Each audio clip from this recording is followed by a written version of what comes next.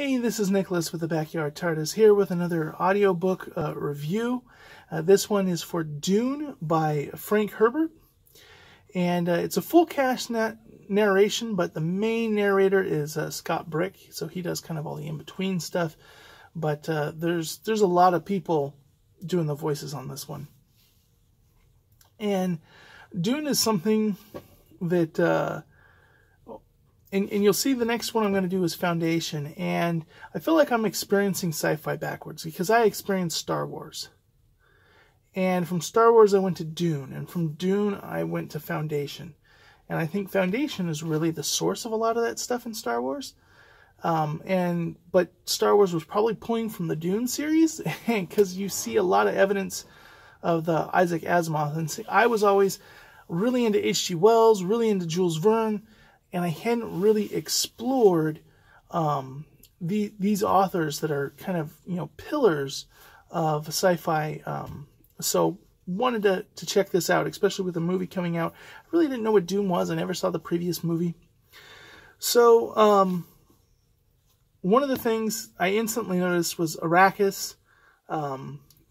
Similar name to a planet in the Foundation series, but Arrakis.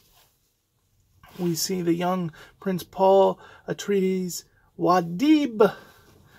And really, they set up the world of, they use spice over drugs, but just kind of this unique thing. And they come to this world, and it's a lot of political moving around. Probably a lot of inspiration for Game of Wars came from this, like just the moving around, the desert setting. The way this book begins really threw me for a loop because it makes you feel like you missed the first 3 or 4 chapters because they go right into the Jezerac things like you know what a Jezerac is, but you have no clue and all this stuff, and you're like, man, I am just lost. And then they kind of move away from that, and you're like, I don't know what that weird stuff was in the first couple of chapters, but now we're all in this political intrigue and that, and then there's a moment when Paul's mother uses her full Jezerac powers. Basically, it's a manipulation of the voice that's so powerful you can actually control people, almost like hypnotism, but like actually control their actions, make them stop, make them do things they don't want to do, all by super control of the voice. But understanding like all of that, the discipline, the different things, and it was all about kind of opening the mind up, which when I went into Foundations, I saw a lot of similarities there to the, I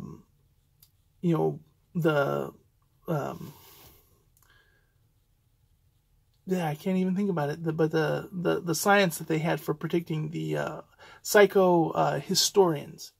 Kind of this weird, like, it almost seems supernatural, but it's this ability, and it's this, scientifically kind of expressing that humans have abilities beyond abilities that we would develop in the future.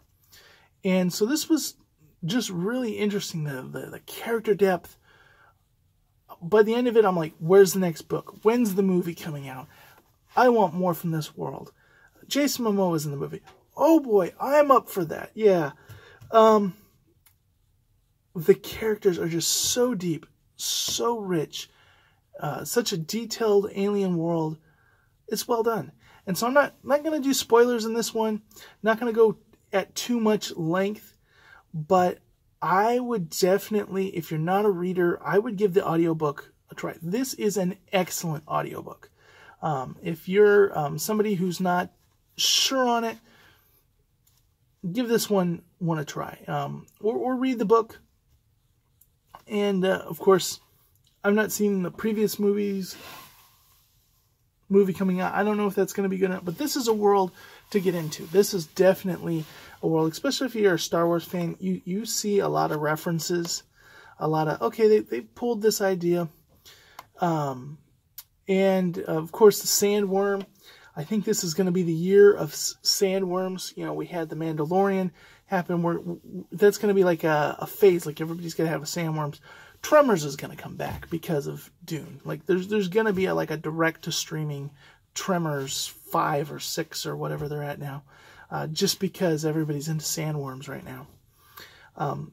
But I really like the extrasensory things of the people that are out in the sand. Just the concepts and the gravitas of this book is really good. So it is a definite read for me. It's 5 sandworms out of 5. I gotta say, I loved this book, and I'm sad that I slept on this book so long, because this is a book that I probably would have ate up around the time I was 10 or 12, actually reading the book. And so with that, hope everybody enjoys the book. Hope everybody's getting ready for the movie, and I'll catch you in the next video.